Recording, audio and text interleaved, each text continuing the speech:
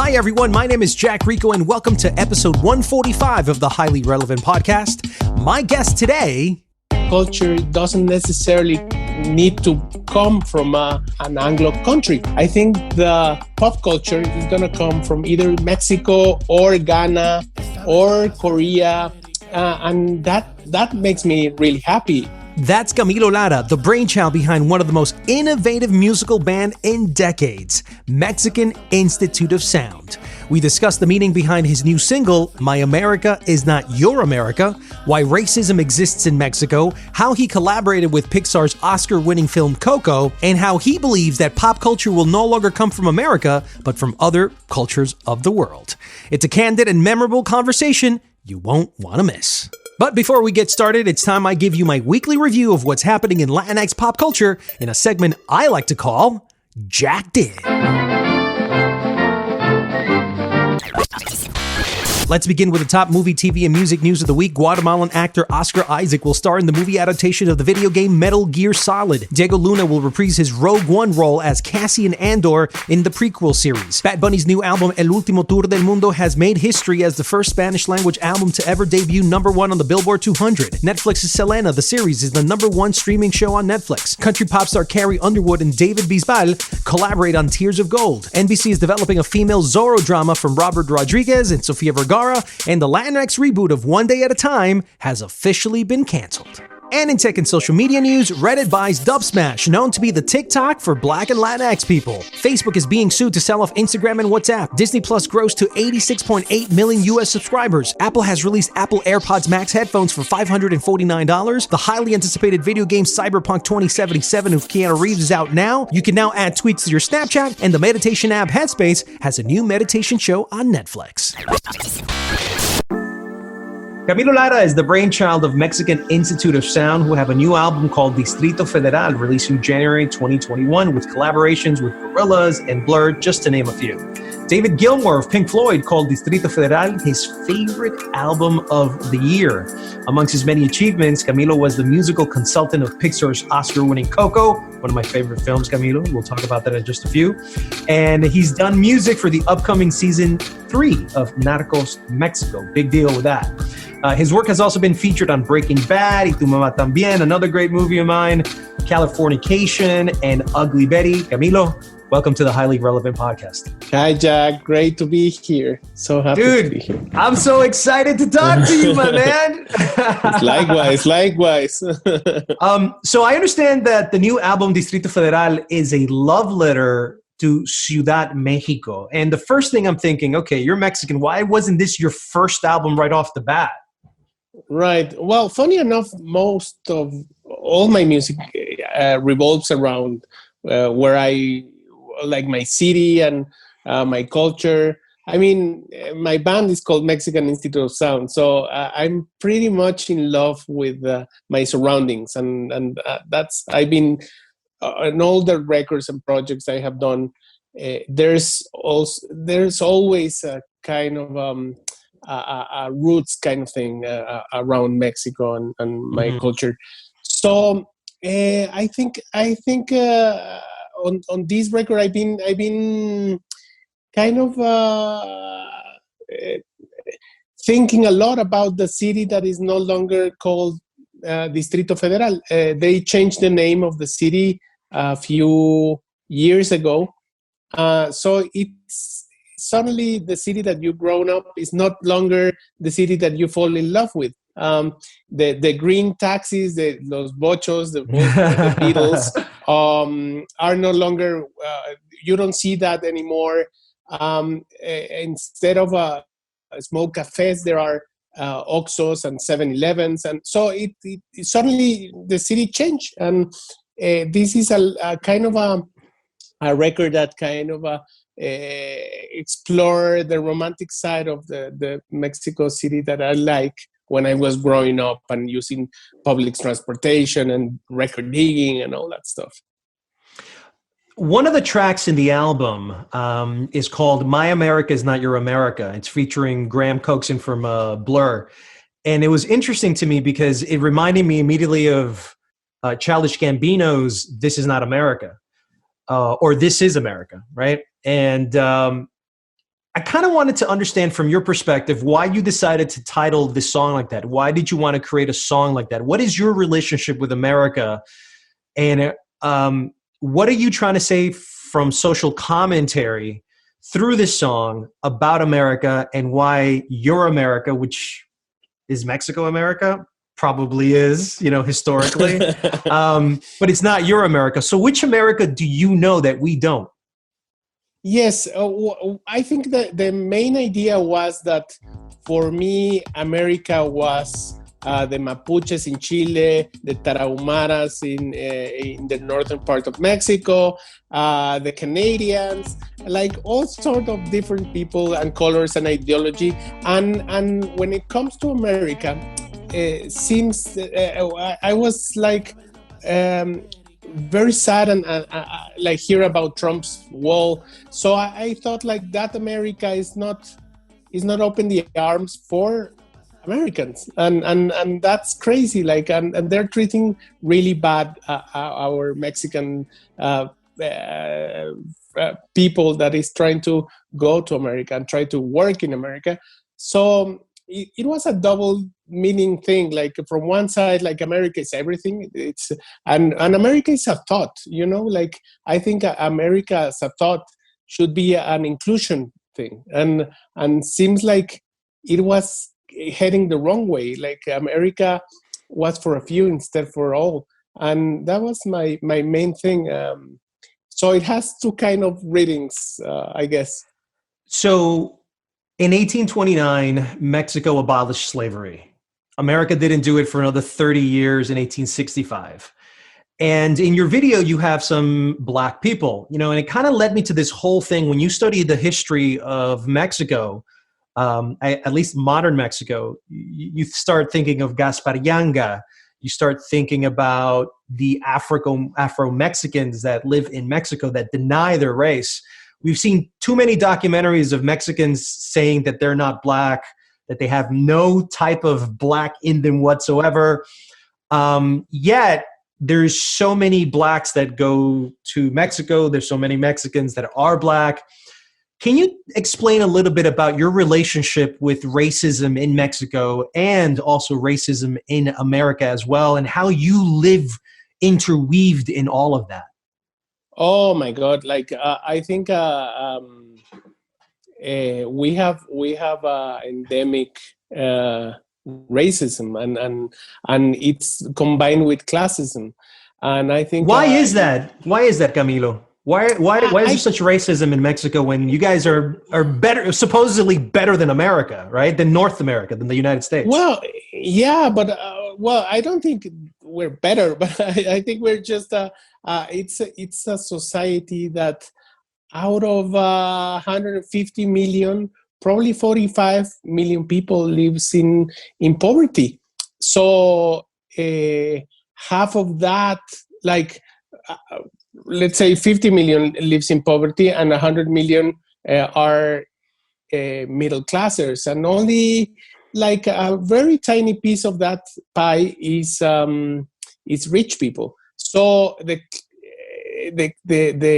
class, the fight of classes it's huge, and the racism is systematic because you can be judged for the car you have or the work you do, or and that has been since the Aztecs probably. Like we had that system that is it's very hard and it's terrible, and I think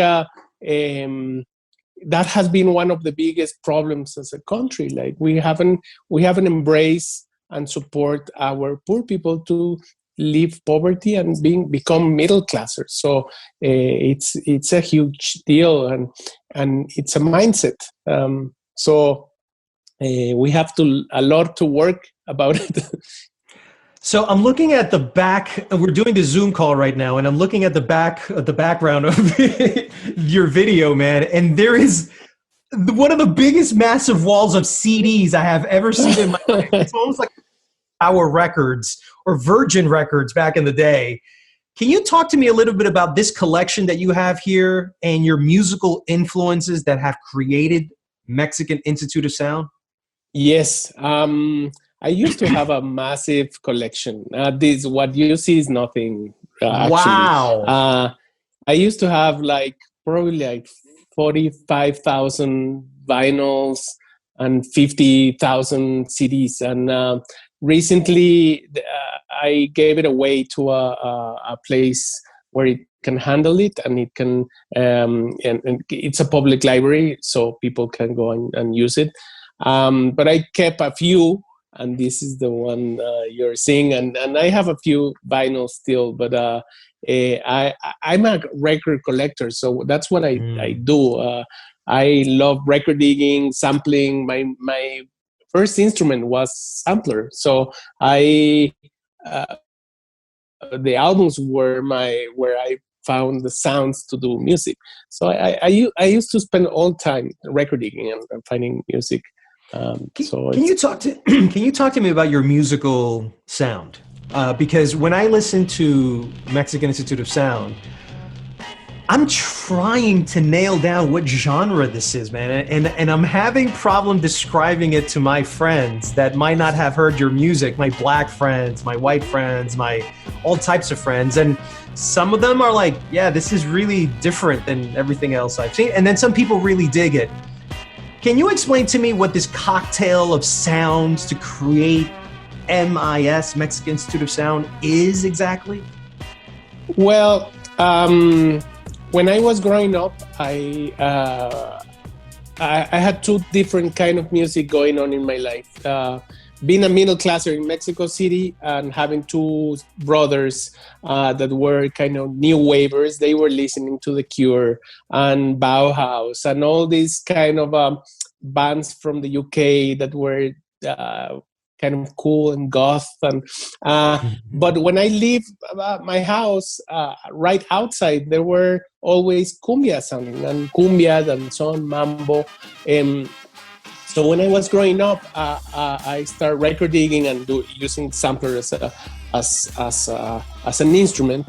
And instead of sampling whatever everyone samplers, I started record digging for mambo, danzón, cha-cha-cha, cumbia, and start using those sounds. So in my head, I wanted to sound like The Clash or Kraftwerk or electronic music or hip hop, but it ended up sounding like Mexican music. So at the beginning, it was kind of an experiment that just throw that.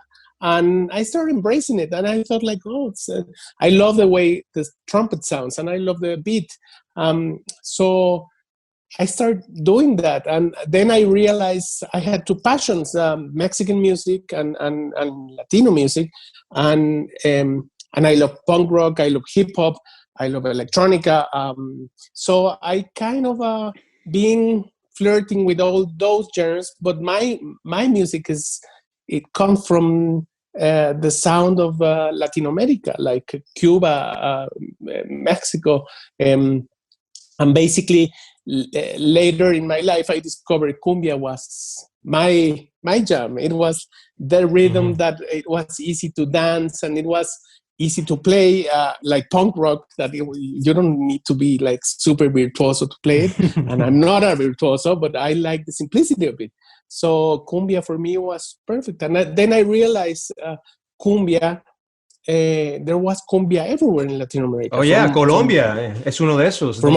Well, Colombia is like the Nashville of cumbia. So, but you had cumbia from Canada to Argentina. Wow. And they kind of make it their own way. So cumbia, in a way, is the hip hop of Latin America. It's a rhythm that goes across the Latino diaspora, and it's fantastic, and it's simple, and it's just it's a basic rhythm. It's so old that it's perfect. I love it. It's as strong as reggae or these very powerful rhythms. I had been to Ciudad Mexico for, like maybe half a dozen times. And one of the fascinations that I have is that there's an extremely dependence on American culture in Mexico. There's been this cacophony of Mexicans not wanting to be dependent on American culture. you seem to be very into hanging out with U.S. artists and U.S. music and U.S. culture. Do you grapple with that? Are you okay loving America from the entertainment perspective, the music, the history of it? Or do you want to just get rid of that and become your own Mexican person with your own Mexican identity? Just have a global cocktail of things, but, you know, Mexican. Oh, well, I mean, the U.S. is the big brother always and always be. I grow up with American culture, and it is impossible not to grow up with that in Mexico. And later in life, I discovered like a city like LA, for example, had so many things of what I am that later in life I start gravitating between Mexico City and Los Angeles. So I feel I belong to those two places. I spend a lot of time in both cities, and I always loved American culture and love pop culture in general. What I do think is very interesting in this time is that culture doesn't necessarily need to come from an Anglo country, like meaning the UK or the US. I think the pop culture is going to come from either Mexico or Ghana or Korea, and that makes me really happy. It's not that I don't love American or UK music, but I do think the world deserves to have more diversity, and that's fantastic. But definitely my pop culture, I mean, I'm a pop culture addict, and I love all whatever pop culture can give me, no? Talk to me about Coco. This is one of my favorite movies. Tell me how you got close to this movie that won the Oscar and that represented Mexico in a way that America had never really truly done before. It was completely random. I got a message on Facebook saying like, "Hey, I'm Lee. I direct Toy Story and Monsters Inc." Sounds like a joke, but I'm real. And I'm listening to your music and I love it, and I would love to have you on my film. So that was my first approach to that. And wow. After just realizing it was not a joke, I took a few meetings on Pixar, and I discovered Lee was actually a big fan of my music, and he wrote the beginning of the script listening to my music. So he invited me to join the project, and the very first thing we had a conversation about was that in my mind all the animated films that show Mexicans were little mice with big hats that sleep outside a bullfight plaza and took naps. And I was like, that's not the idea I want to. If this project is that, I don't want to be involved. I would love if I think Mexico deserves more than that portrait on an animated film. And later I started discovering it was actually a beautiful kind of a homage to Mexican culture, and so I got involved. I started helping with all the recordings. I had a few songs on the movie, and it was beautiful. I remember the last day we were recording in Mexico City with all the team. Trump won the election. That's right. The very same day, and it was at that moment I had a conversation with Lee, and I told him like, your movie is becoming a political weapon, because it's very brave to make a film in the new Trump era talking about how amazing is Mexico while he's saying the opposite, So I think it was brave, and it was amazing to have that. And at the same time, in Mexico, there was like the horror wave of narco violence. So for me to have that kind of beautiful, amazing movie to show how beautiful is my culture, it was very important. The only way to fight violence and hate is to show something super positive. And this was the perfect way to put a daisy flower in a cannon. It was a beautiful way to fight something horrible that was happening to Mexicans. I always told everyone at Pixar, like, what is worse to have Trump in power? I was saying, being a Mexican having Trump in power, that's even worse. Like, so it was very brave, and I feel very lucky to be part of that amazing project. You mentioned Narco not too long ago. I know that you are composing or doing music for Narcos Mexico season 3. That to me is pretty huge because you had Diego Luna as a part of it, and it's become a big hit here in the United States. Tell me about how that happened, and what exactly are you doing with Narcos? Is it just music? Yes, I've been working on all the Mexico season, the three seasons, and I do all the incidental music. I've been working with Liza Richardson, which is the musical supervisor, for a long time. She was my partner in crime with Y Tu Mamá También a long time ago. How cool! So having this project together is fantastic, and I love Narcos. Like, it's such a great TV show. It is. It's very entertaining. Finally, just before we get out of here, Camilo, I wanted to talk about your favorite songs on the new album, Distrito Federal. What are some of the tracks that you want people to know more deeply, that maybe you can explain about where those songs come from, that are very personal and connecting to you? This whole album has... each song is an idea of whatever I think it's happening in Mexico, or things that I remember, or things that I love, or things that I hate. But the track that opened the album is called Se Compran. And if you live in Mexico City, there's no way you haven't listened to the guy who buys stuff.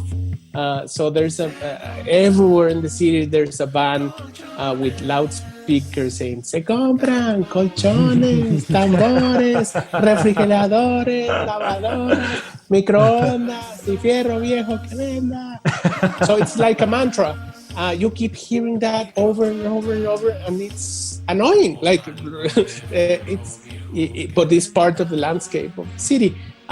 So I thought, like, if you take out the sound of that and you say it as poetry, it's almost concrete poetry. It's something beautiful. So I made a song about that treats that famous se compran tambores, colchones, lavadoras, microondas as poetry. What happened if someone would say a poem out of that? And it's a mantra, and I think it's beautiful. It's a mantra of Mexico City. That is one. The second one, it's a song called Dios, that it's a crossroads, that what would happen if you run into God and the devil. Si me encontrara a Dios, le pediré unas quesadillas. Si me encontrara a Dios, le pediré unas quesadillas. Si me encontrara al chamuco, le pediría chicharrón. Si me encontrara al chamuco, le pediría chicharrón. I say, like, if I run into God, I would ask him for a quesadilla, and if I run into the devil, I would ask him a gordita. But my end of the tale is that no matter what you take, what road you take, it's the same. Like it's the same road at the end of the road. Because a gordita and a quesadilla are made of the same material, and basically it's the same. And the song is called Dios because I think that's where you can find Dios, God. I think Mexicans are made of blood, water, and maize and corn. So if you smash a Mexican, you have a quesadilla or a gordita. That's an interesting perspective. That's actually really good. Bueno, Camilo, muchísimas gracias por estar aquí con nosotros in the Highly Relevant Podcast. I much appreciated. The name of the album is called Distrito Federal. It comes out January 2021. Camilo, once again, thank you for being on the show. Muchas gracias, Jack.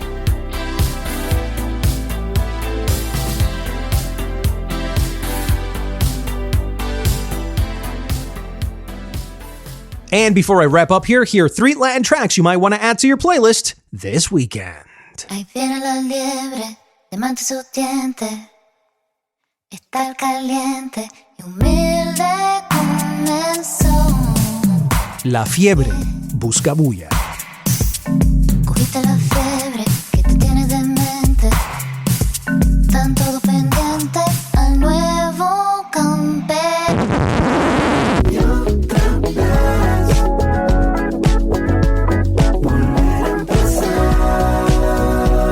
Pronto, clubs.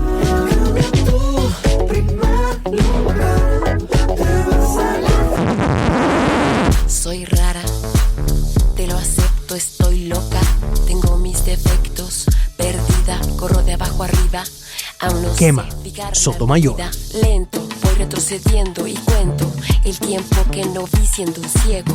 Por un segundo mis piernas reclaman el suelo que quema. Por un segundo mis piernas. And that's it for episode 145 of the Highly Relevant Podcast. I'd like to thank Camilo Lara for coming on the show. And if you'd like to see the video version of this interview, you can catch it over at my YouTube channel, @JackRico. Please subscribe if you feel value in what we do, and leave a review on our iTunes page. Also, we have a new podcast about race and pop culture called Brown and Black with Mike Sargent and me. It's available on all podcast platforms. I'm Jack Rico. See you next time on another episode of Highly Relevant.